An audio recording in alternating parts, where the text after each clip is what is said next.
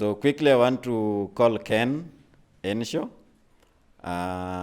Kindly come introduce yourself, tell us where you come from, and then we'll pick it up from there. Welcome. Thank you very much. Good afternoon, everyone. My name is Ken Henshaw. I come from a small community near the Atlantic Ocean called Nsidung, or Henshaw Town, in Calabar, Cross River State. But I live my entire life in a place called Port Harcourt, also along the Atlantic Ocean, in River State, the Niger Delta. You may have heard about the Niger Delta.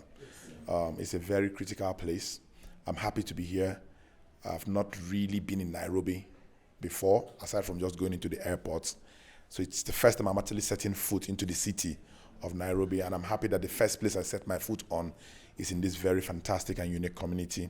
And I look forward to us having a frank and open conversation, sharing experiences, but I also look forward to this relationship not ending here, possibly fostering even beyond this meeting. Thank you very much.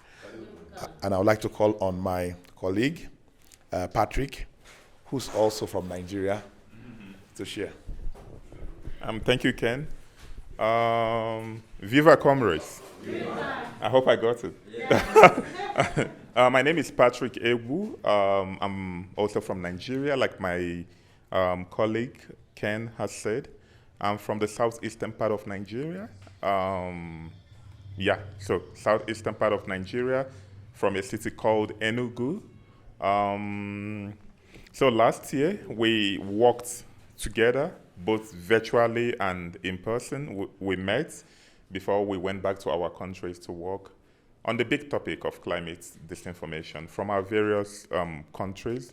So as part of that engagement and work, we decided to come together here in Nairobi to have a chat with you guys, visit communities that Dennis visited doing his work, and also, visit this particular community that was affected by flooding, get to interact with you, and also, learn more from the work that you do at the center here. So I'm very happy to be here. My first time in Nairobi, just like him. And I've been enjoying my time in Nairobi. So looking forward to the conversation. Thank you very much. Karibu. Thank you, Ken. Thank you, Dennis. My name is Adi. I come from far, far away country, Indonesia. I am actually, because Indonesia is a big country, contain more than 17,000 islands. So I come from Bali. Have you ever heard about Bali? Yes. Yeah, I'm a Balinese. I come from Bali, yeah. I grew up in Bali, and then I graduated in Bogor and Jakarta. My focus here is I want to hear the climate disinformation issue, the similarity, your response, the government response, and even the solution, if any. Because in Indonesia, the science and climate information blatantly happened. If journalists try not so hard, just try to find the connection between the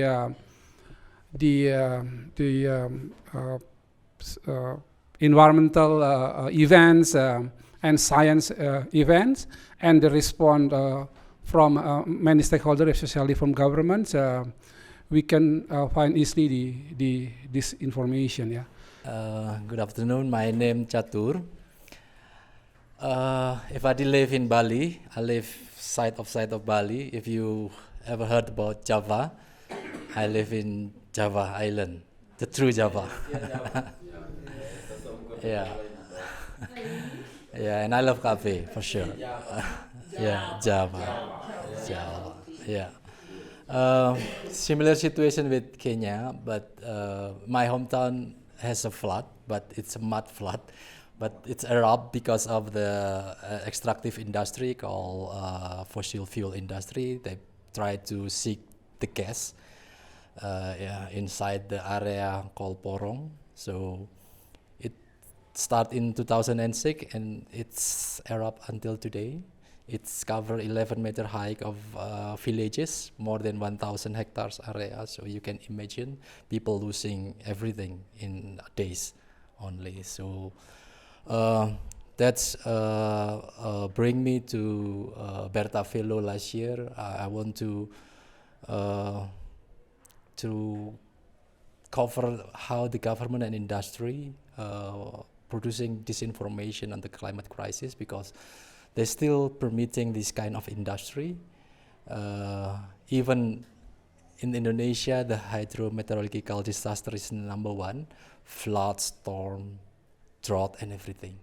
So it's so complex. So I'm engaging with the community, try to increase their skills and knowledge, to produce their own knowledge, how to measure their own environment quality by using simple approach to measure the quality of the water, quality of the air, using only the plate of silver or what you call cuprum. Yeah, it's cheap and it's simple way to measure the environment quality.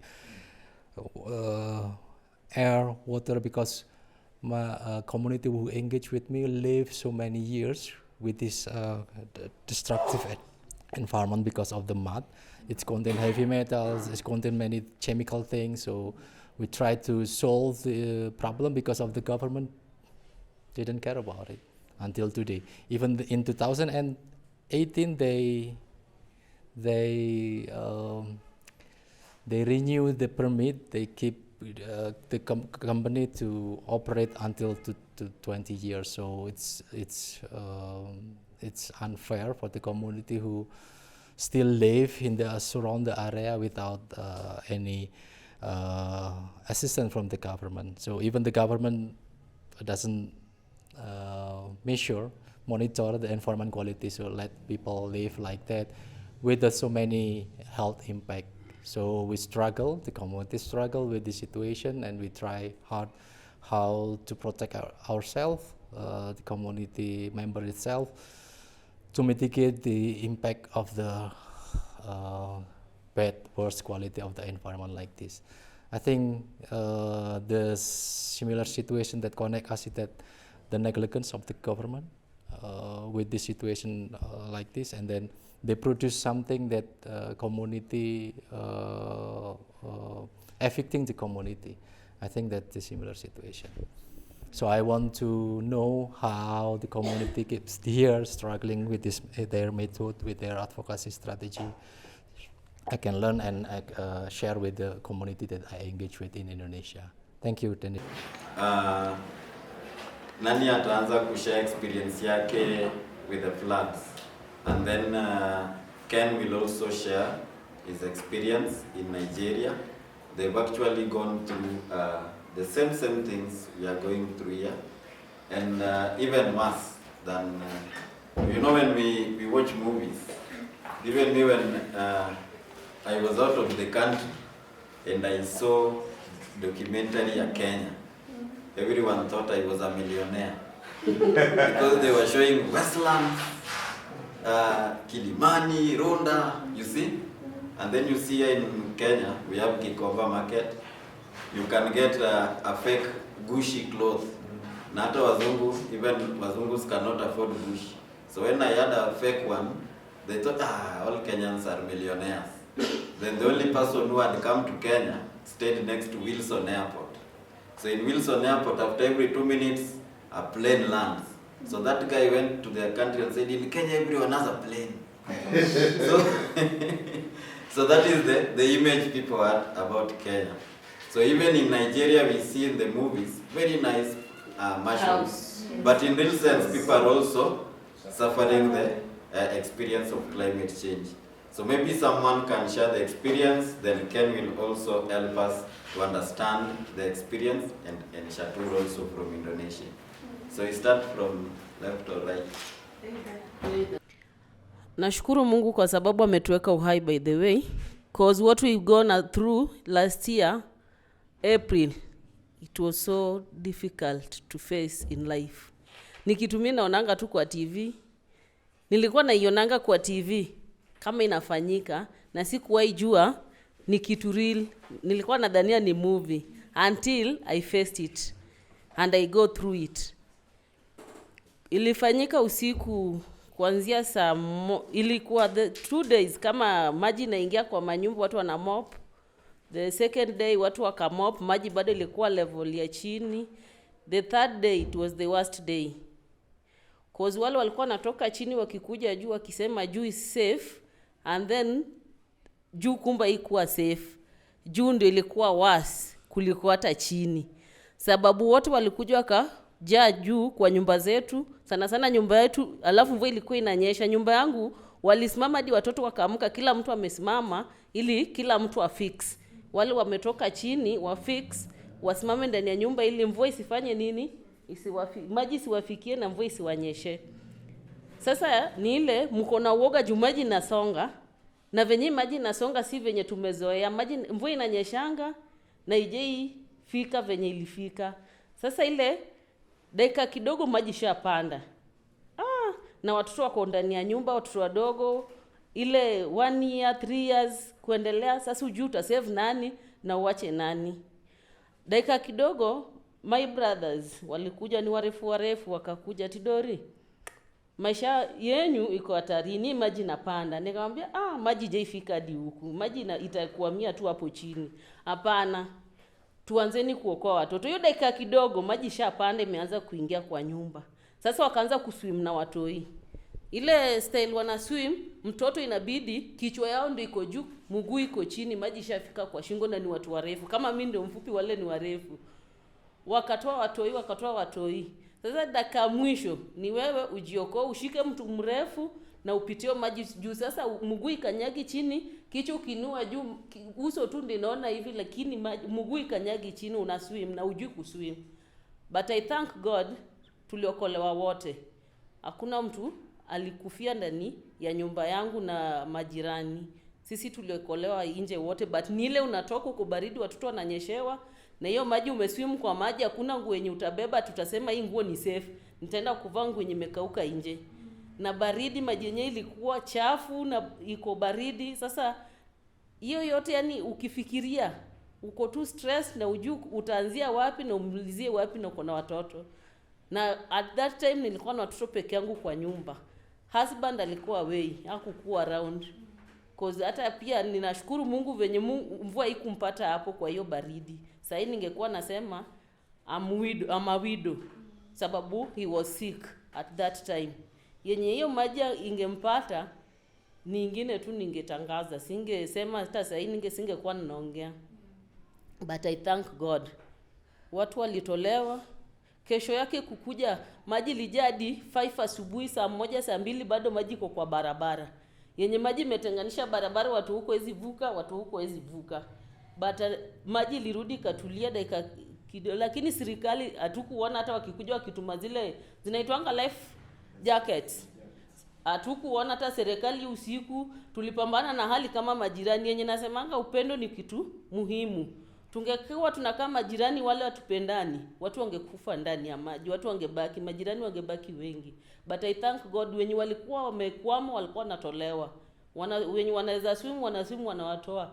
Serikali hata sijui mimi hata story hata MCA sijui tuko na MCA ya nini hii Mathare, sababu we have a fake MCA. I can say that. I'm sorry kama ninaumiza wengine ama ninaumiza mtu, but it's so bad sababu kitu imefanyika na ni wewe uko karibu, wewe ndio kama kiongozi mwenye ako karibu, uko na ile nini ya kusema ABCD, hebu pigeni simu hata Red Cross wafike wasaidie watu. Aya, hii Green Army kukuja mchana kusaidia watu kutoa vitu kwa nyumba, wanasaidia wale wanajua who is who. Ulipigia nani kura? Hautaona mtu akikusaidia. Unangangana na matope peke yako sababu hukufanya nini? Hawako kuona ukikimbia nyuma. Unasikia wakisema iko wapi nyumba ya chairman? Iko wapi nyumba nani? Lakini unangangana na matope peke yako na watoto. hawafiki kukusaidia kung'ang'ana na hiyo matope, kusaidia hata kutoa hizo vitu. Na umejua hii kiti kikunywa maji, kitanda mattress imefanya nini, ni heavy. It was so painful juu wametenga, kuna watu wanaweza saidika na kuna wale hawawezi. Na umejua kama umekuja kusaidia mtu, inafaa unasaidia the whole community. Juu kama ni kutoa hiyo matope kwa ploti, inafaa wakuje watoe kwa kila area. Lakini ni ile area wanasema area chairman, area youth leader, area ya nani, will it help? Sasa hiyo ubaguzi tutoe katikati yetu, juu wenye walikuwa wanatusaidia wangekuwa na ubaguzi, atungetoboa hiyo mvua, atungetoboa hiyo flood. But I thank God bado niko alive, na wenye tulikuwa nao kwa nyumba wote wako alive. Area yangu wako alive, hata kama tulibomolewa manyumba, but watu wako alive. And the same time bado unaosha matope, tingatinga imefika inabomoa. Where will you start? Uko na watoto, kazi pia hakuna, biashara unafanya, biashara yenyewe imeharibika usiku yote. Sababu mimi nilikuwa nauza sambusa, usiku ndio nilikuwa natengeneza vitu za sambusa. Nimechemsha dengu yangu, nishatengeneza maganda zangu, hiyo saa 6 maji kiingia. Nilikuwa kazi nikijua hiyo maji hizi fanya nini. Asubuhi nitaamka niende nianze biashara yangu. Kitu nilikutana nayo, hata sambusa niliachana nayo juu customer wakula sambusa walihamishwa wote. Sufuria ilijaa ya dengu. Chapo zile za sambusa zote zimeungana na matope. Sasa utaanzia wapi? Biashara ishaangushwa na mvua. Serikali badala yake ione sasa wenye wanafuata usaidizi 10,000 yenye utaanza nayo maisha, hiyo 10,000 mwenye ataishi hapo kwa hiyo matope. Hata ajui Nairobi ni wapi. Yeye anasikia tu Nairobi, saa zingine aje kanyaga Nairobi, but ana confirm 10,000 inaingia wapi? Kwa simu. So which Kenya are we staying in?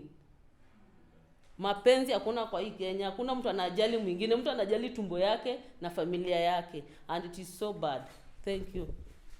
Mustuka tu sana kwa hiyo siku nakumbuka nilikuwa nimetoka job, nishatoa longi ile ubaki na shoti ile kutulia, nimerelax na tu maji shaanza kujaa. Wenyewe maji ilianza kujaa, nadhani kitu ya kawaida ni kupiga tu duster. Unapiga tu duster itaisha. Then korotina ongezeka. Nikaekelea kiti nikidhani kiti ni mzito, kiti ya butterfly. Unajua kama inatishinda watu 3 kubeba. Na nilistuka sana nikiona tena maji na inua hiyo kiti juu. Nikashindwa kwa nini maji gani? Si venye ilianza kujani, ikabidi nianze kutoa tena vitu zingine venye naweza kutoa nje. Kutoa nje tena maji imeshaja kwa nyumba. Hizi vitu tena maji imeanza kuzisukuma. Nirudisha ndani. Sasa ukibeba na vishi ilibaki kwanza mimi niangalie life yangu. Hata nilisahukana niko na macha ID na pesa kwa longi.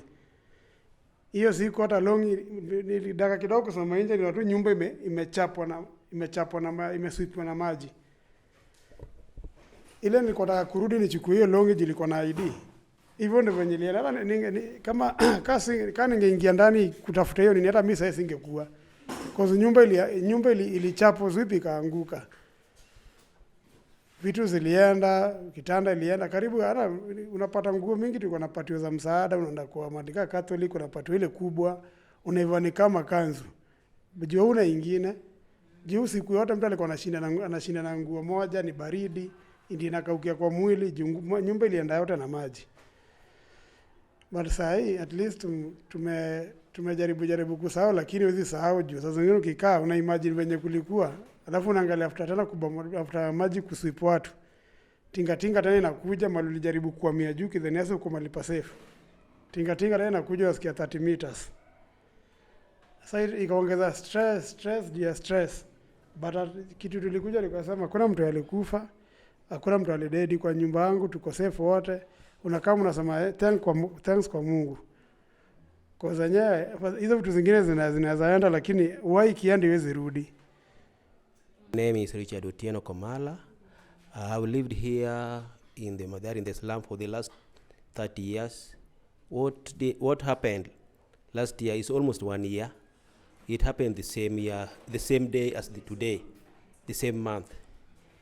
It is through mercy that we are alive.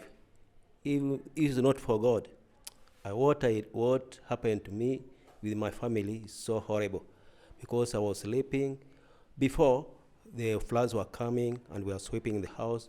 It was coming for the last 3 days.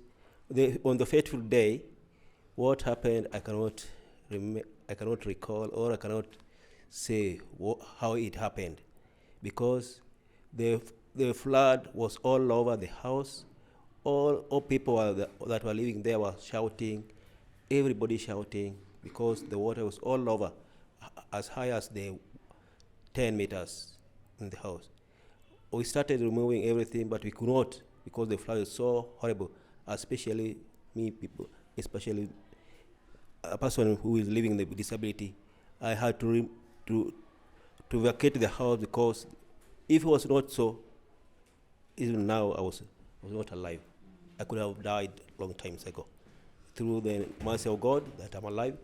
Even the government did not help us as such, because they came when it's too late. We are deceived with only 10,000. 10,000 cannot make somebody live, because renting a house is almost 10,000. If government gives you 10,000, it means he has given you nothing, because you are not going to live without 10,000, because you have to live, you have to eat, you have to cater for the children, you have to cater for the family. What happened to us in the floods is so horrible. Okay, my name is Elio Chieng Ogola, and what I remember last year, same month, it was the 3rd week of April. It was horrible. So it was around 10. The rain was falling, but it was not more. But as more as time was going, the rain keep on increasing. So around 11, it was 11:30, my father called me and told me that, hey bro, can you come close? Water has overloaded our house. So I came there to rescue some of my siblings. I took them to one of my friend who had a house at a higher place. And I left my father behind he was trying to fix some useful things, like let's say TV, some electronic machines, because other people took the advantage to come to other people's house to, people were stranded and people were moving up and down. And I went to my brother Kade, to his house, to see if he was safe. And I shared with him and told him that, hey Kade, you need to move from that place and to relocate to other place. As he said, he has shared his story. So when I went back to home, I found my father, the place that he puts television, the water has already reached the place. So the water keep increasing until I told him that, hey father, you need to come out and stay away, because this is more than what you can do. So he cooperated, and from there, I went to look for a certain granny in a certain section. We try our best with my friend and move the old granny and take him to another place. The water was overflowed everywhere. You could find that the water came with all rubbish. In fact, I saw a dead pig near me. So after taking the granny and put them aside, I just came to my normal business. Mine was just to praying for my people and other people, because we could not manage to save our things. Yeah. So I lost a lot of my friends during that calamity. And after some 2 days, the water reduced and people went back to their business, doing the cleanings, doing the everything to get back to normal life. But unfortunately, the government came and decided to tell people that to move from those places. In fact, they come with the meter and do the measurement. They told people that you need to stay away 30 meters away. So we were wondering that where would we go, and there is no compensation there. They haven't told us where to go, and so to us it was a shock actually. So we decided to follow the rule. You know, the government, my friend, once it is ordered, my friend, we have to follow the procedures. So there are some organizations which were coming to help people, and here in our place, my friend, there's a lot of history. There is a lot of bad stories. So by then, organizations were coming. You could find that when they bring some aid, people were scrambling. So it was all about the survival for your fitness. If you are, if you don't have enough energy, my friend, you could not be able to get the goodies to go and help yourself with. So they said later on that they will compensate people, and we didn't see the compensation. They only said that again that they are going to give us 10,000 shillings, and that 10,000 shillings, not all people received the money. In fact, the people who are in charge, writing people's names, they decided to do their own dirty works, whereby they could fix their relatives and other people, you see. Yeah, so that is how it went. And not all people get the money. And what I can say that it is only God who was with us.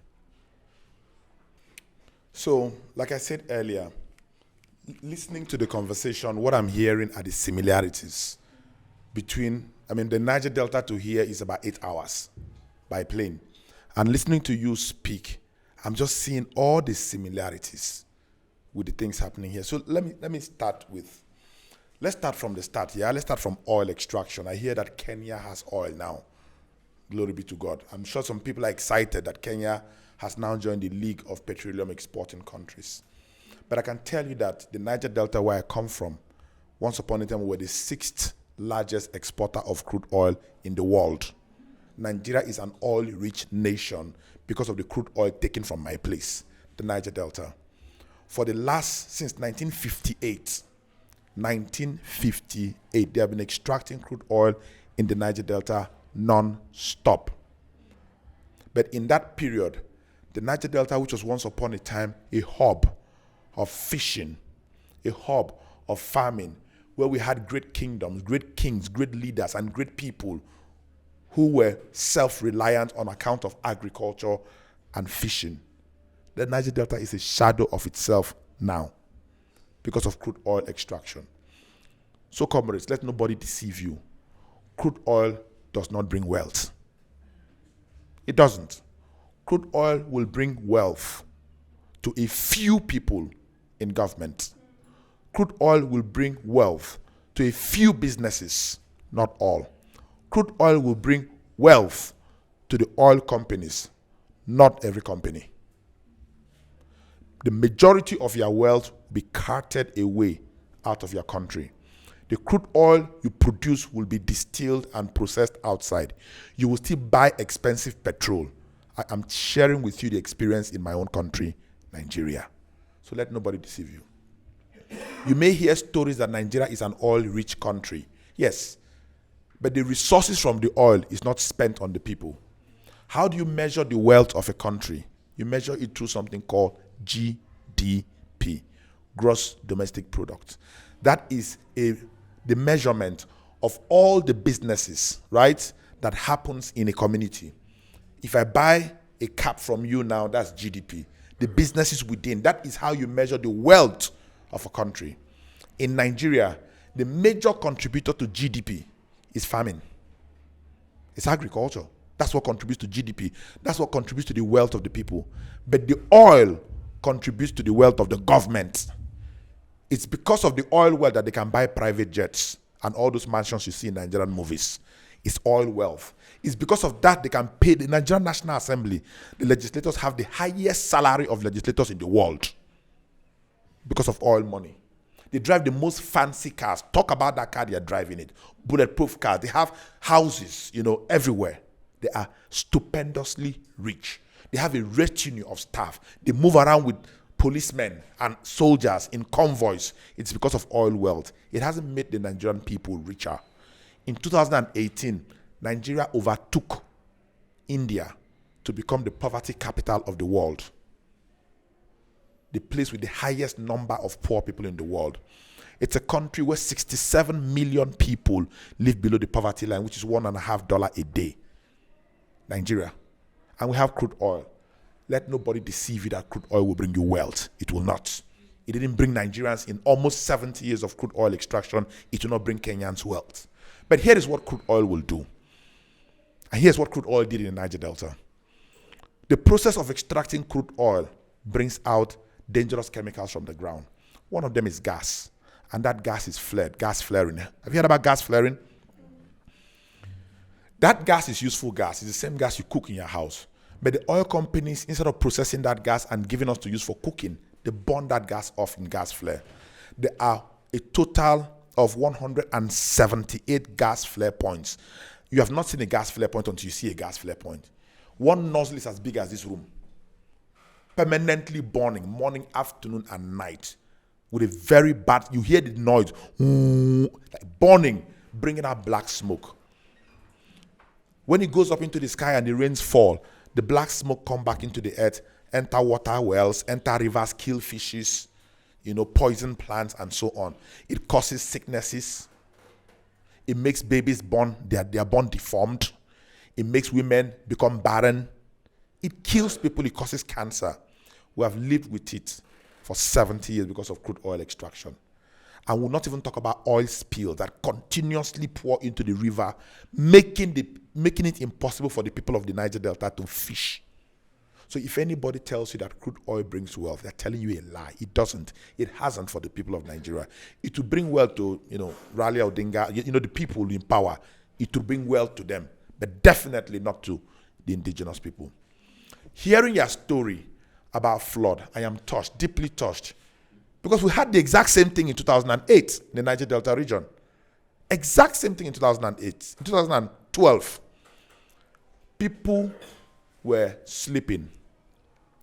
And when they woke up in the morning, they saw that their river, the Orash River, was rising. They wondered, why is it rising? They came back again, it was rising. It was rising. Then one morning, they saw that it has risen and come out of its banks.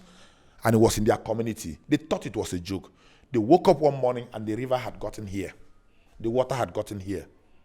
And people started running. Because they were never prepared for what was coming. Because they were never expecting it. Just like that gentleman was surprised, they were also surprised. Most of them were sleeping. Most of them had their boxers on. Most of them lost everything. And the water went as high as this. 2 meters high water. We have seen the flood you saw also. Since 2012, every 2 years, the floods will come again. Last year, flood came. Every 2 years. Every 2 years, the flood will come. And just like in Kenya, the Nigerian government did nothing for us. Absolutely nothing. At least they offered people 10,000 Kenyan shillings. They gave to other Kenyans on behalf of you, right? In our case, they gave us absolutely nothing. Just like in Kenya is the churches, the Catholic Church, and NGOs that come to help. So you can see the similarities of our problem. How similar our problems are. Our solution should also be similar. So what are we doing in the Niger Delta? And what are we doing in Kenya that we need to collaborate on? I think it's also important to talk about something which was mentioned here consistently, which is the fact that there's a woman called Naomi Klein. She wrote a book called Shock Doctrine. You should read that book. She wrote Shock Doctrine when Hurricane Katrina happened, right? Hurricane Katrina. And she talked about how governments use the opportunity of a crisis like flood to make profits. How businesses use opportunities of. During Hurricane Katrina, several of the real estate, the beautiful buildings in that area were destroyed on account of that hurricane, right? The business network, the business industry used the opportunity to start grabbing people's land. What you just saw in your community was the shock doctrine, using the opportunity of a crisis to kick you people out in order to take the land. It's a normal thing that they do. It's called shock doctrine. It's a well-established principle. So when you are crying that you have lost friends, babies, colleagues, and so on, they are strategizing on how to use that opportunity and take what you have.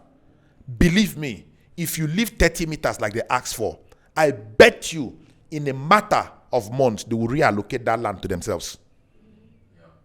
They will reallocate that land to themselves. It's not for public interest. Because the politicians we have in Africa, when they talk about overriding public interest, it actually means the interest of the leaders. That's the public interest. The interest of the president and the interest of his ministers is the interest of the public. That is how they think, right? So we've seen these things happen before, even in Nigeria. And it's important also for us to do something. And I'll end on this note. We don't have time, right? It's important for us to talk about two more things. The first thing is about disinformation. Just like in Nigeria, as part of my fellowship, I did 4 podcasts. The last episode of my 4 podcasts, I went to a place called Join Krama community in the Niger Delta. And I was talking to indigenous community people who suffered the floods, including the chiefs. And I was telling them that the flood are as a result of climate change. Do you know what they told me? They said, I don't know what I'm talking. There's an act of God. There is God that caused the flood. Am I going to say it's climate change that caused the flood in Noah's Ark in the Bible? I said, no, this one is different. This flood is climate change induced. But the point I'm trying to make to you is that it is in the interest of the government of Nigeria and the interest of the government of Kenya to tell the people of Nigeria and Kenya that the flood that they suffered is an act of God. It's in their interest. Because to tell the people the truth, that the flood in the Niger Delta is because of climate change, and that climate change is caused by the crude oil we extract in Nigeria and burn all around the world. If you tell them that, then they will need to stop extracting crude oil, right? But they don't want to stop, so they must tell a lie. And guess who they always lie about? God. You don't blame the devil, they blame God. Right? So this time they say it's an act of God. And they send this disinformation across to the people, to the communities who are the ones losing children, losing farmlands on account of the flood. They tell them that this is an act of God. And immediately you say something is an act of God, you know what it means? Your hands are tied. You can do nothing about it. It's God. So instead of the people to be fighting the oil, Turkanas discovered that they don't own Turkana. It is Wetangula who owns thousands and thousands of acres where oil was discovered, the same speaker. So immediately they got an heads up that oil is likely to be discovered here. They went and bought land cheaply from the residents. So that is one thing that really says that oil that will never make us rich. And that oil was discovered in the year 2008. And to date, does Kenya show any signs of mining oil? It is helping the rich. So my brothers and my fellow comrades, it will be very unfair if we end this meeting without giving Vivian an opportunity to just come and share with us her experience. So Vivian, allow me to welcome you. And as I told you last year, it was people for Mathare, us for us. And I thank God that other Kenyans of goodwill also came in hand.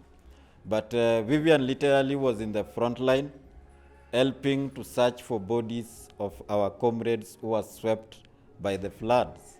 So Vivian, allow me to just welcome you. In 3 minutes, we have in the next 10 minutes, we should be done. So use 3 minutes, then 3 minutes I'll donate to our chair to also share his experience. So welcome, my comrade. So as Vivian comes, I want to say that feel free. Those who have not gotten an opportunity to share the experience, we are still here and we'll still share our experiences, right? Yeah, mtu asi feel vibaya. Welcome, Vivian. Hello, everyone. My name is Vivian Msungu once more. Hapa. My name is Vivian Msungu once more. I just want to talk about what really happened last year, a time like this. It was in April. We were all in our houses sleeping, and before evening came, before night, in the evening, the rain started. So when the rain started, we thought it's just normal rains, that they will just end. But little did we know that the rains could continue overnight. So the rains rained the whole night, and we were not expecting that. So while people were busy sleeping, we had cries and other people shouting, "Wake up, wake up, wake up, wake up, wake up, water, water, water," because now the rains had flooded, the water had flooded everywhere in the house, and even some people had nowhere to step. The waters were all over the houses and also outside. When you think of even going outside, there's nowhere to go. When you just now think of remaining inside, because maybe inside is much more safer than outside. So people started trying their level best and even fetching water and pouring outside, but the rains were a lot. The floods the water had flooded everywhere. Each and every household over here and even down the river, it was water all over. The roads were not even passable. It was water all over. So we just stayed in our houses and waited for morning to come, because we didn't even imagine that the rains could end. And to our surprise, such rains have never rained here in Kenya. Since I'm in my 29 years, but I've never experienced such kind of rains. So it was really stressful, and I don't even know what to do. So when the morning came, people started asking the neighbors, "Are you okay? Are you okay? Is everything okay?" We started going to our neighbors and even asking if they're okay. Little did we know that one of our members of Mothers of Victim and Survivors Network had lost her life, because she was just staying around at the river, just at the river bank there. And to make the matters worse, her friend also, who thought that our friend's house was higher, was higher, at a higher level, could be much more safer. So she went with her family to search for rescue at her house. So 7 members died in the same household. You can imagine.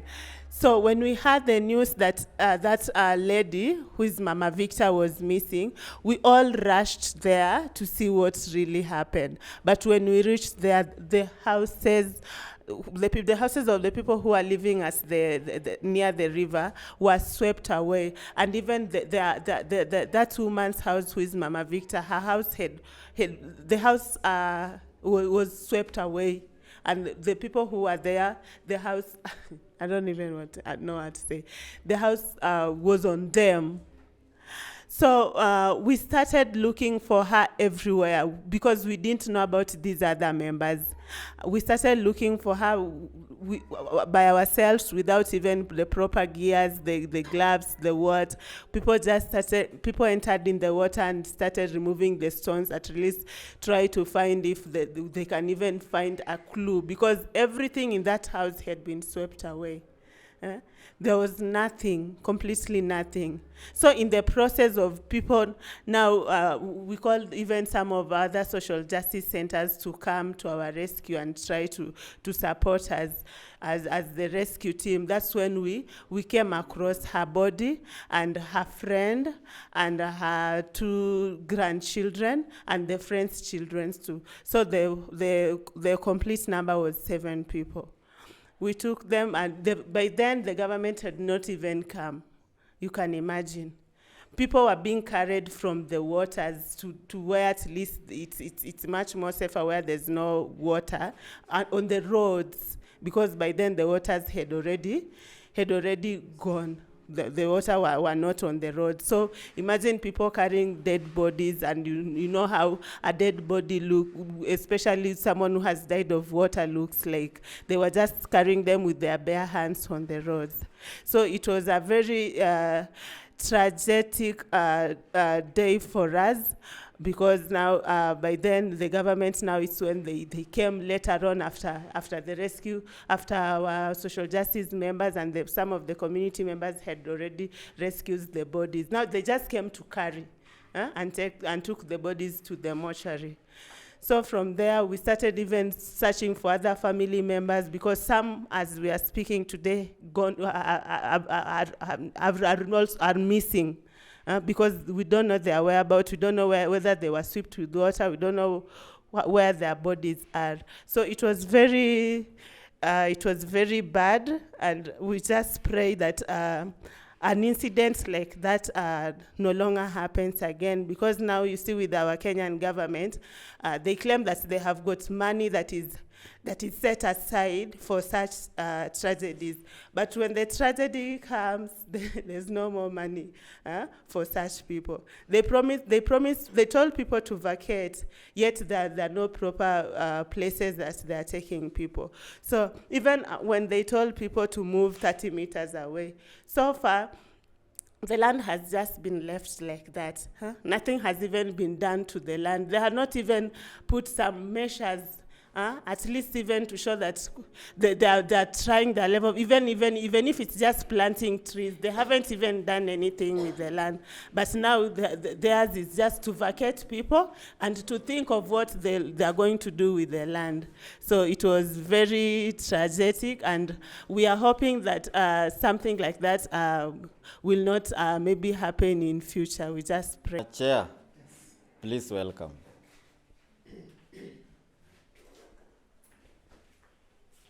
Hi everyone. Hi. One thing I've realized in life is that betrayal is real. When you see now, because if you compare the relationship between fish and water, they live together. See, is it? But now betrayal is real when you see water is participating in the cooking of the fish. Now is that betrayal, is it? So it is the same government that has really betrayed us a lot. So if we can compare the problems maybe in Nigeria, the problems in Indonesia, and the same problems that we face in Kenya. What I know is that climate change is real, and something must be done about it. It is not a myth, it is real. So I want to say thank you to Mr. Ojango for bringing such wonderful, humble men before us, at least to come, to pay us a visit, so that at least we can benchmark together. And I want to maybe assure you, Mr. Ojango is a wonderful man. If maybe you want to set a social justice center within Nigeria, he will help you. Thank you so much for everyone who have taken their time to come, and feel most welcome.